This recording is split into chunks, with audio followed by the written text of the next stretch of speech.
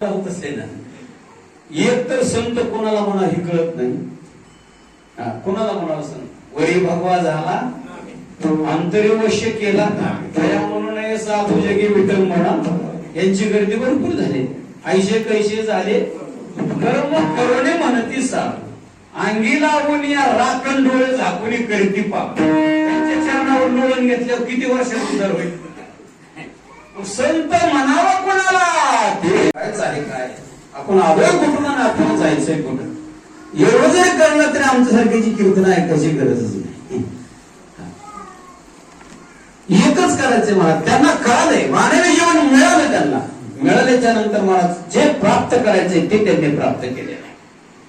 तुम्ही म्हणता महाराज संतांची प्राप्ती झाल्यावर मी सुख आहे म्हणता, देवाची प्राप्ती झाल्यावर मी सुख आहे म्हणता. मग खरं सुख नेमकं कोणाकडे?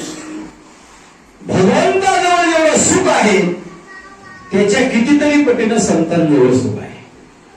जर त्याच्या कितीतरी पटीनं देवाकडे सुख असतं तर देवाने आपलं वैकुंठ सोडून संतांच्या सदनात वास्तव्य केलं नसतं. या सुखा कारणे देव वैकुंठ सोडून तिथं कठीण आहे. एक तरी ताप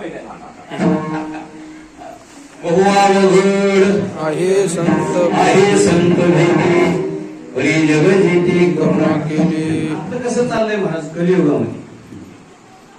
धावतो वर्णन आहे आपलं. कलियुगाची सांगत आहे म्हणल्या वर्णन राहत असले ना, एक तर संत कोणाला म्हणा हे कळत नाही.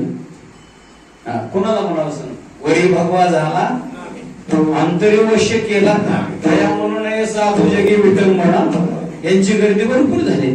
ऐशे कैसे झाले कर्म करुणे म्हणती साधू. अंगी लावून या राखण डोळे झाकून करती पाप. त्यांच्या चरणावर लोळण घेतल्यावर किती वर्षात सुधार होईल? संत म्हणावा कोणाला? तेचे संत तेचे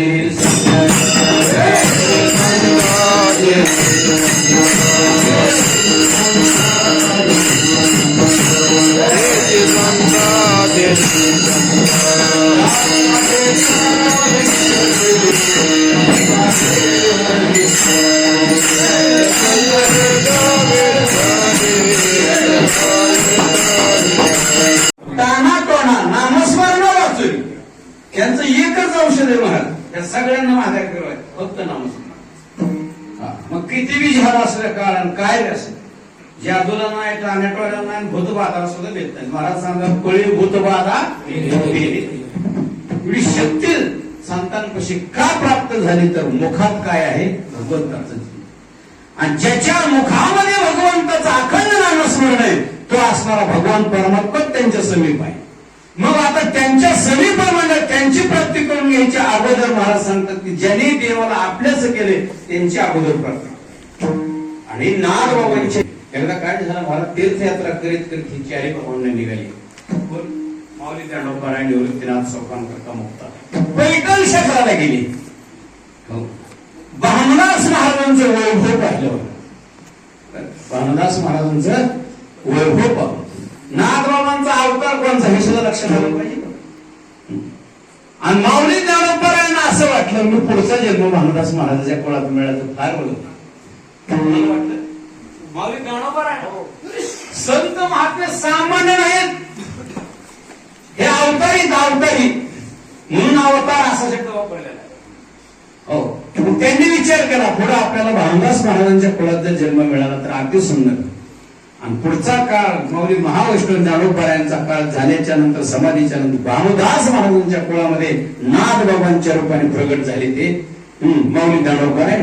भानुदासाचे कुळे भानुदासाचे